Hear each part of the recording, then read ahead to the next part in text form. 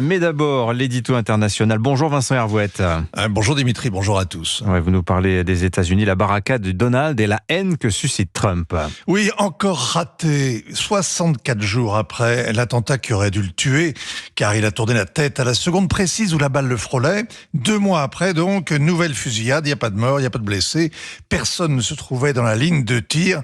L'ancien président a été escamoté avant d'avoir pu dresser un point vengeur en criant comme la dernière fois, combat, combat, combat. Cette fois, les hommes du Secret Service ont tiré les premiers. Ramené en lieu sûr, Donald Trump est resté lapidaire dans le mail adressé aux donateurs de sa campagne. Suis sain et sauf, rien ne me ralentira, je ne me rendrai jamais.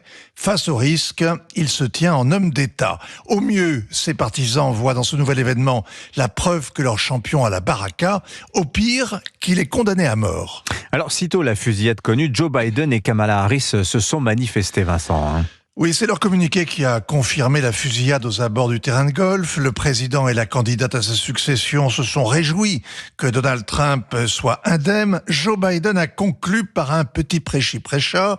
La violence n'a pas sa place en Amérique. Alors, c'est un mensonge énorme. Selon les chiffres cités par le New York Times, les actes terroristes ont plus que triplé entre 2013 et 2021. Et le FBI considère que le terrorisme intérieur est désormais plus menaçant que le terrorisme islamique, alors qu'Al-Qaïda et l'État islamique ont suscité quand même 45 attaques dans les 20 ans qui ont suivi le 11 septembre. Alors, Joe Biden, vous dites Vincent, est dans le déni, mais il se dit quand même soulagé.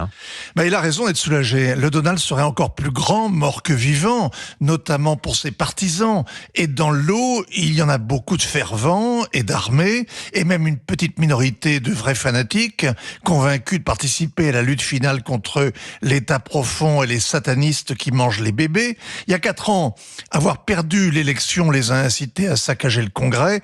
On peut se demander comment ils réagiraient si on assassinait leur héros. Un remake de la guerre civile ne serait pas totalement à exclure. Alors, les réseaux sociaux, Vincent, sont en ébullition encore ce matin. À gauche, on n'a pas tardé à entendre un air connu, il l'a bien cherché, on ne sait rien du suspect arrêté, mais le vrai coupable, c'est la victime. D'autres parlent de coup monté ou regrettent juste que le tireur ait échoué. En face, les Trumpistes dénoncent la violence avec laquelle ses adversaires diabolisent l'ancien président, futur dictateur, responsable du pire et coupable de tout.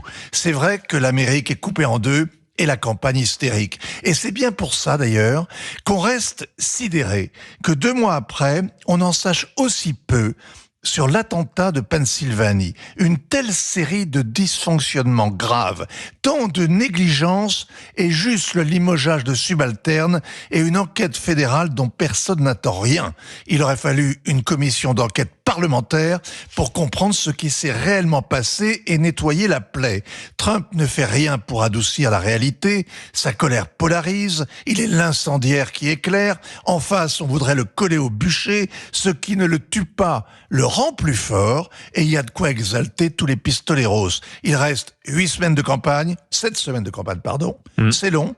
Jusqu'au bout, ce sera haletant. Signature Europe 1, Vincent Hervouette, ainsi va le monde. Merci beaucoup Vincent. 7h46.